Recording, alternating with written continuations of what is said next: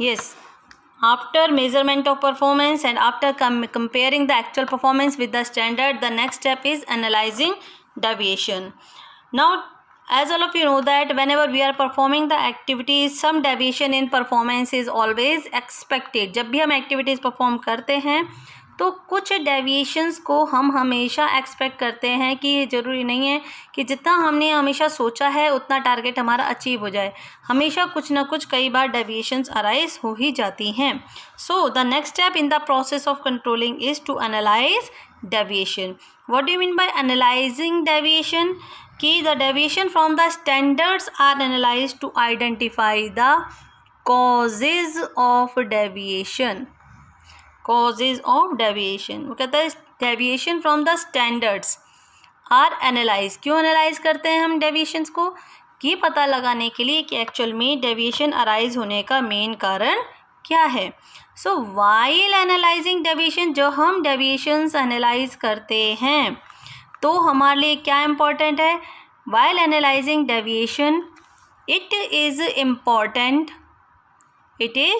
important to determine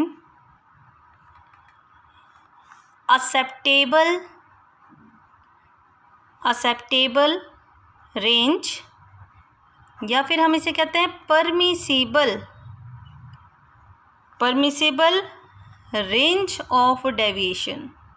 Permissible range of deviation and key result areas.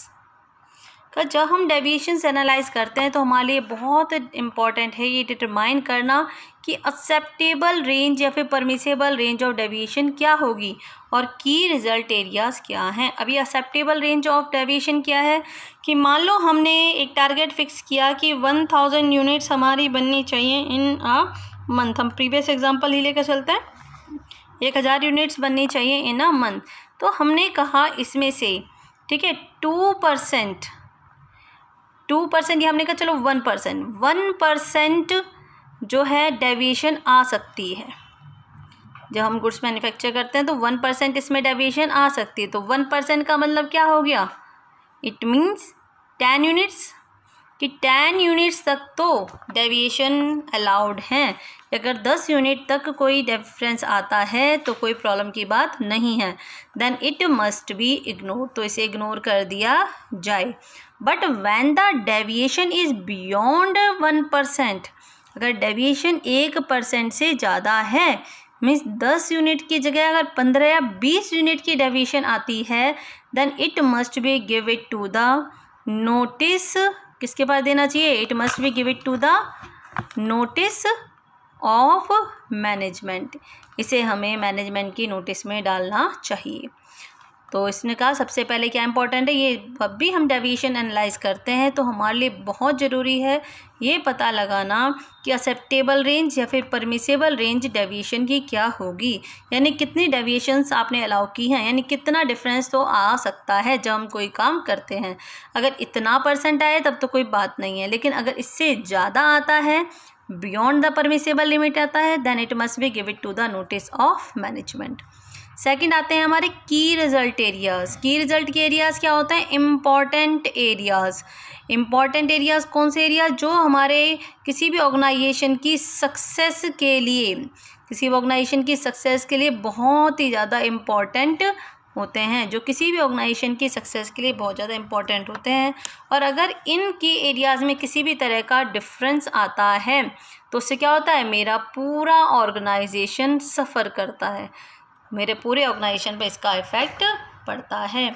तो इसलिए उन्होंने क्या कहा कि जब भी हम डेविएशंस एनालाइज करते हैं तो हमें ये डिटरमाइन करना होगा कि हमारे लिए एक्सेप्टेबल रेंज या परमिसेबल लिमिट क्या है, एज वेल एज हमारे की रिज़ल्ट एरियाज़ क्या हैं.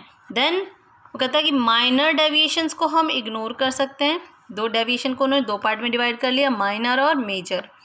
माइनर डेविएशंस कौन सी होती हैं? जो with in the acceptable limit है, विद इन एक्सेप्टेबल रेंज.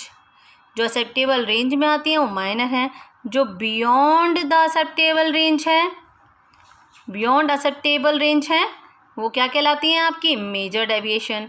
तो अगर माइनर डेविएशंस हैं तो हम इसे इग्नोर कर सकते हैं, ठीक है, या फिर हमारे सबऑर्डिनेट्स इन्हें अपने आप ही टैकल कर सकते हैं, ठीक है।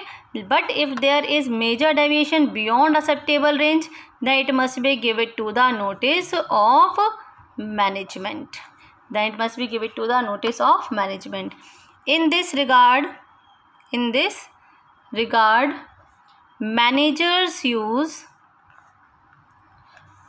critical point control and management by exception. In this regard managers generally use critical point control and management by exception. These two are called as principles or techniques of management control.